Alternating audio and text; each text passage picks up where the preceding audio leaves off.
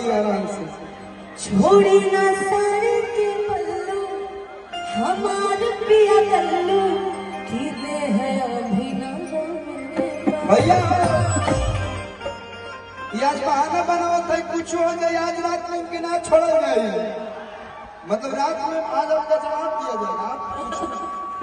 कुछ भी मत सोचिए, मैं बहुत शरीफ लड़का हूँ। हम सोचते नहीं, हम सीधे सुना देते हैं। सुना कि आज तोहर न कोनो बहाना चली तो रस चूसे दो भवरा के कांच पाली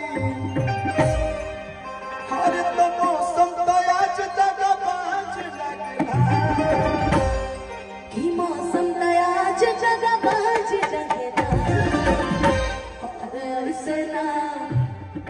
ऐसे ना करी बल जोड़ी हटी होते भैया जोड़ी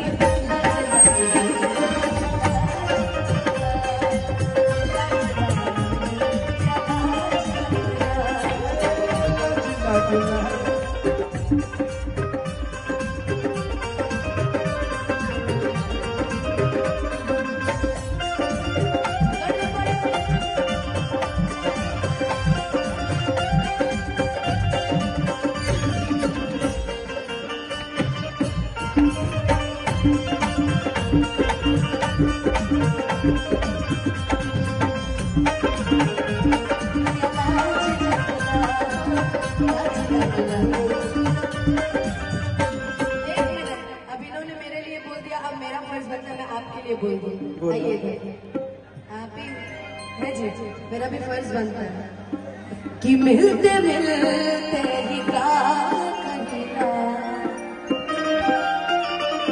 कि कैसन फीलिंग जगा गईला कि दुनिया के भुला के हम तोहरे में हो गई गुम। ऐसा लग रहा है कि एक छोटी सी लव स्टोरी फिल्म की शूटिंग चल रही है, मतलब एक छोटी सी स्टेज की लव स्टोरी। आपने क्या बोला? दुनिया के भुला के हम तुम्हारे में हो गए गुम। तो आपके लिए मैं गाऊंगा कि जो मेरी रूह को चैन दे प्यार दे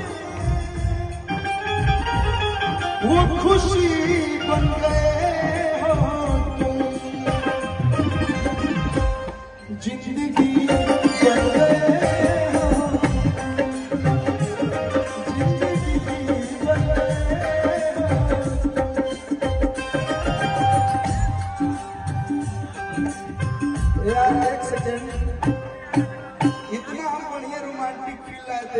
सब, मतलब हम जॉनी लीवर लगा तुम देखे नहीं करा। इतना प्यारा समय पोज बना रहा हूँ, फंस दे रही कि जिंदगी बन गए हो,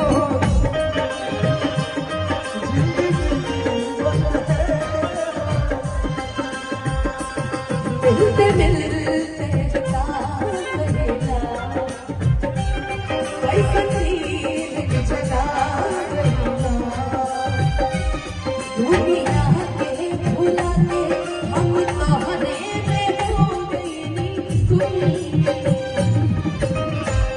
जो मेरी रूह को चैन दे वो खुशी बन गए हो तुम भैया। और अब मैं नहीं, अब हमारा सब भाई भैया सब जिंदगी भैया भैया जिंदगी अब झेला ना चोचो कहते कतना लोग के जिंदगी बनब कि जिंदगी डिस्टर्ब हमारे कतल किनकर लग कहते ना ना इनके लिए और पगला कि जिंदगी